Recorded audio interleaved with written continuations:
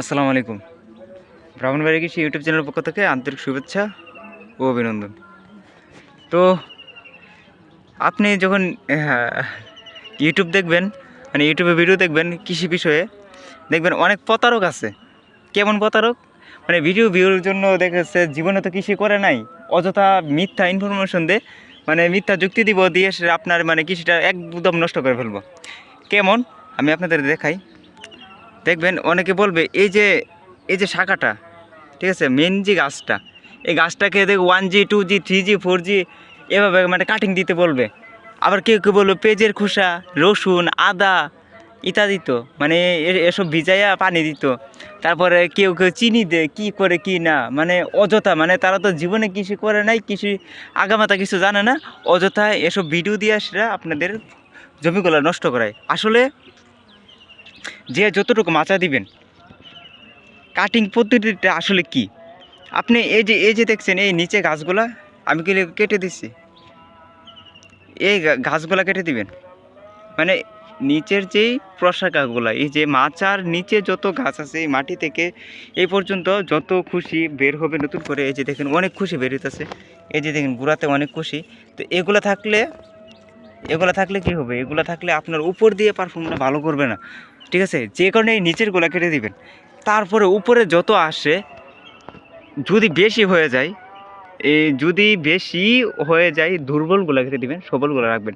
কিন্তু তারা বলে যে এই যে মেইন ডগাটা কেটে দিতে, কারণ মেইন ডগাতে নাকি কোনো রকম ফলন আসে না। তো এই যে দেখেন এই যে করলার করাটা আসছে, এটা দেখেন এখান থেকে আসছে, তারপরে এটা দেখেন মেন গাছটাতে কিন্তু আসছে।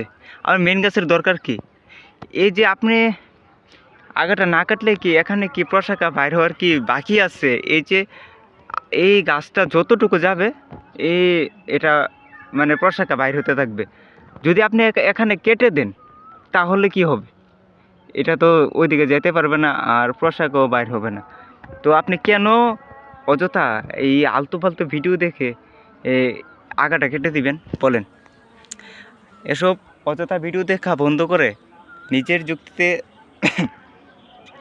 যারা কৃষিকাজ করে তাদের থেকে পরামর্শ নেন, ঠিক আছে। অথবা নিজে যারা কৃষি করেন তাদের পরামর্শ লাগবে না, যারা নতুন তারাই হতো ওই প্রতারণাটা হন বেশি। এই যে দেখেন এই যে মেন গাছ থেকে কিন্তু এই করলাটা বাইর হয়েছে, এটা বাইর হয়েছে, ঠিক আছে। এই যে দেখেন এই গাছ থেকে একটা, এই দুইটা, তিনটা, মানে কোনো গিট বাদ থাকবে না ইনশাল্লাহ, সবগুলাতেই এই গাছের আগা বাইর হবে। এই দেখেন আগাটা, তো আপনি কেন এত সুন্দর একটা আগা আপনি কেন কেটে দেবেন, এখান থেকে কাটিং করবেন? এই যে দেখেন এখানে তো ড্যাম বাইর হইতেছে, তো কেন আপনি কেটে দিবেন? এসব কাটিং কুটিং বাদ দেন, ঠিক আছে। নিজের যুক্তিতে চাষ করেন। হয়তোবা গাছ আপনি কি করতে পারেন, যদি আপনার গাছ বেশি ঝোপালু হয়ে যায়, কিছু প্রশাখা কাটতে পারেন এগুলা, ঠিক আছে। আর এই পাতা, নিচের পাতাগুলো কেটে দিতে পারেন।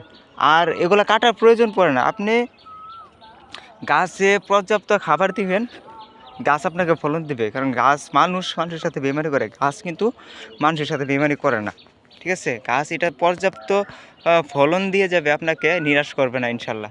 এই যে দেখেন মাশাল্লাহ মেন গাছটা এদিক দিয়ে গেছে, সাইড দিয়ে দেখছেন কত সুন্দর করে মানে আগাগুলো বাইর হইতেছে। তো এখন নতুন অবস্থা আস্তে আস্তে দেখাবো এই জমি। আর এখানে ভেন্ডি লাগাইছিলাম, থাক ভেন্ডির ভিডিও এখন আর দেখাবো না। তো এটাই মানে কাটিং পদ্ধতিটার কথা বললাম। মানে আপনারা মেন শাখা কখনই কাটবেন না। যদি আপনার গাছ দুর্বল হয়ে থাকে নিচের শাখা কেটে দিবেন, প্রশাখাগুলা কেটে দিবেন, এগুলা কেটে দিবেন, কিন্তু মেন শাখা কাটবেন না। আর গাছ দুর্বল হলে জৈব সার দেওয়ার চেষ্টা করবেন বেশি। আর গাছের গোড়ায় কখনো রাসায়নিক সার গাছের গোড়ায় দিবেন না কখন, তাহলে কিন্তু গাছ মারা যাওয়ার সম্ভাবনা থাকে বেশি। তো এতক্ষণ ভিডিওটা দেখার জন্য ধন্যবাদ। আল্লাহ হাফেজ।